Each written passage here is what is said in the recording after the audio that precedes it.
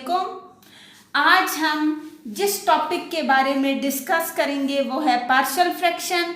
सबसे पहले आप ये चीज़ सीखेंगे कि फ्रैक्शन क्या है, फिर रैशनल फ्रैक्शन कैसे बनती है, रैशनल फ्रैक्शन के बाद प्रॉपर फ्रैक्शन क्या है और इम्प्रॉपर फ्रैक्शन क्या है। आपसे मेरी हम्बल रिक्वेस्ट है कि मैथ सॉल्वर चैनल को ज़्यादा से ज़्यादा सब्सक्राइब करें, वीडियोस को लाइक करें, शेयर करें और कमेंट सेक्शन में ज़रूर बताएं कि आपको वीडियो कैसी लगी। इस वीडियो में मैं आपके लिए ख़ास तौर पर कुछ ऐसे सिंपल और इजी ट्रिक्स लेकर आई हूँ जिनको आप इस्तेमाल करके पार्शियल फ्रैक्शन में बहुत ज़्यादा इम्प्रूवमेंट हासिल करेंगे, क्योंकि ये टॉपिक एक ऐसा टॉपिक है जो क्लास 10th से ऑनवर्ड क्लासेस यानी first year, second year, BS math, MS math में आपने बार बार स्टडी करना होता है और इसकी एप्लीकेशन में आपने बहुत से क्वेश्चंस को सॉल्व करना होता है। तो इसलिए मेरी आपसे रिक्वेस्ट है कि आप वीडियो को मुकम्मल वॉच करें ताकि आप वो इजी ट्रिक्स और इजी स्टेप्स को फॉलो करके मैथमेटिक्स में बहुत ही ज़्यादा मार्क्स अचीव कर सकें। स्टूडेंट्स, सबसे पहले हम जिस चीज़ के बारे में डिस्कस करेंगे वो है फ्रैक्शन। तो फ्रैक्शन से तो आप पहले भी वाकिफ़ होंगे कि फ्रैक्शन क्या है। तो हम सबसे पहले आज इसकी डेफिनेशन को स्टडी करते हैं। The quotient of two numbers, कोई से दो हमारे पास नंबर्स हों और अलजेब्रिक एक्सप्रेशंस, या हमारे पास अलजेब्रिक एक्सप्रेशन हो यानी अलजेब्रिक फॉर्म में हमारे पास पॉलिनोमियल्स मौजूद हों। Algebraic expressions is called fraction. तो फ्रैक्शन की ये प्रॉपर एक डेफिनेशन है कि आपको पता होना चाहिए कि फ्रैक्शन किसको कहते हैं। The quotient of two numbers और algebraic expressions is called fraction. और फ्रैक्शन को हम डिनोट किस तरह करते हैं? It is indicated by bar. Fraction को हम हमेशा बार से रिप्रेजेंट करते हैं इस फॉर्म में। लाइक अब हम एग्जाम्पल देखते हैं। जैसे हमने लिखा x/2, तो ये हमारे पास एक फ्रैक्शन है। या हम लिखते हैं 1/2, तो ये भी हमारे पास एक फ्रैक्शन है। तो हमेशा कोशेंट ऑफ टू नंबर्स और अलजेब्रिक एक्सप्रेशन को जब हम बार की फॉर्म में लिखेंगे तो उसको हम कहेंगे कि ये हमारे पास फ्रैक्शन है। आज हम सबसे पहले जिस चीज़ को डिस्कस करेंगे वो है रैशनल फ्रैक्शन। रैशनल फ्रैक्शन में हम किस चीज़ के बारे में स्टडी करते हैं तो देखते हैं। अगर हमारे पास कोई भी एक्सप्रेशन हो, एक ऐसा expression an expression of the form, जिसकी फॉर्म हमारे पास किस टाइप की है जी? बार के ऊपर हमारे पास होता है नोमिनेटर और बार के नीचे हमारे पास होता है डिनोमिनेटर, और इसको हम n से रिप्रेजेंट करते हैं नोमिनेटर को और d से रिप्रेजेंट करते हैं डिनोमिनेटर को। अगर हमारे पास एक्सप्रेशन हो इस फॉर्म में n/x और d/x के, वेयर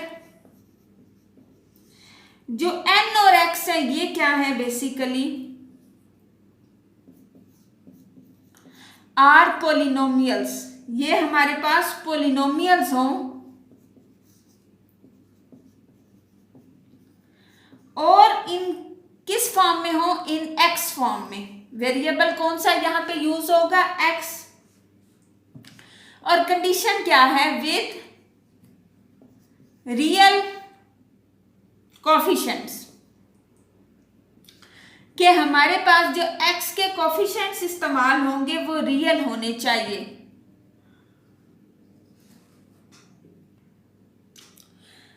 रियल कोफिशिएंट्स को यूज करते हुए अगर किसी एक्सप्रेशन को हम लिखते हैं तो उसे कहते हैं रैशनल एक्सप्रेशन। फॉर एग्जाम्पल आप लिखें 2x प्लस 3 और डिनोमिनेटर में भी लिख देते हैं 4x प्लस 9, तो ये आपके पास एक रैशनल फ्रैक्शन होगी।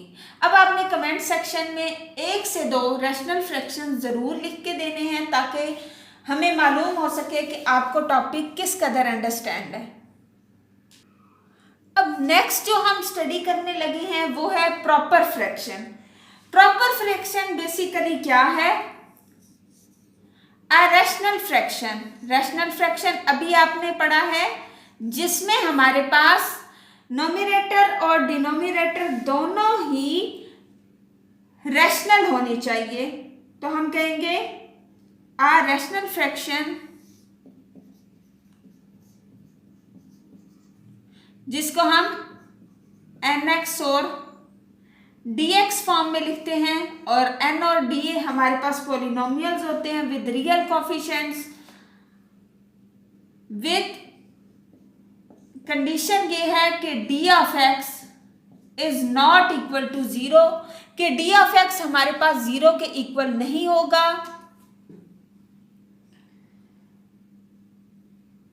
इफ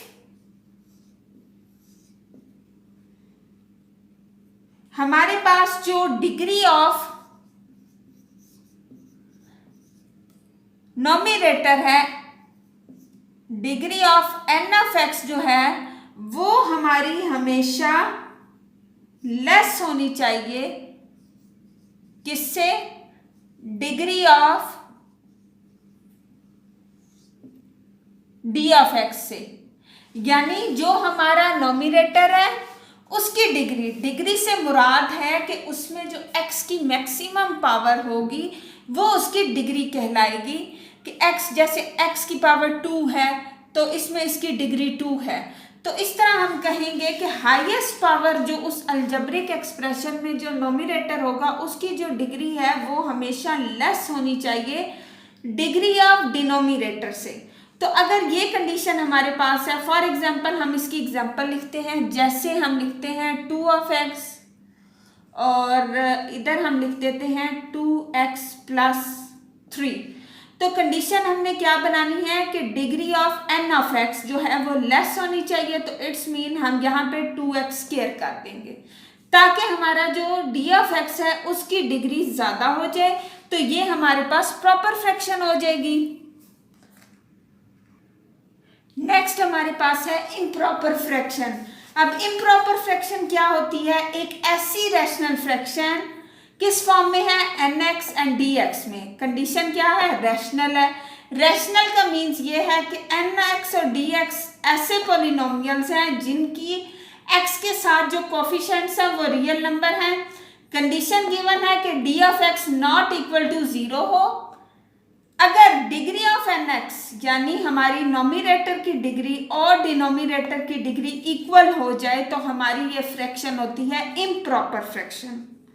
या अगर degree of n of x यानी नोमिनेटर की पावर ज्यादा हो जाए डिनोमिनेटर से, तो तब भी हमारी ये इम्प्रॉपर फ्रैक्शन है। लाइक एग्जाम्पल के तौर पे आप सीख सकते हैं, अगर हम लिखते हैं 2x बाय 2x प्लस 1, तो ये आपके पास एक इम्प्रॉपर फ्रैक्शन है क्योंकि इसमें x की पावर यहाँ पे भी 1 है और डिनोमिनेटर में भी 1 है, तो हम कह सकते हैं कि ये हमारी इम्प्रॉपर फ्रैक्शन है।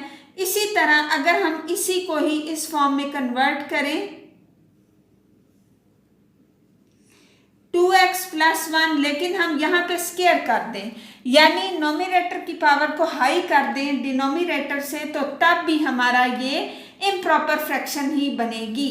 इसी तरह आप लिख सकते हैं x4 बाई x2 प्लस 1, तो यहाँ पे भी x की डिग्री हायर है नोमिनेटर में, तो ये भी हमारे पास इम्प्रॉपर फ्रैक्शन है।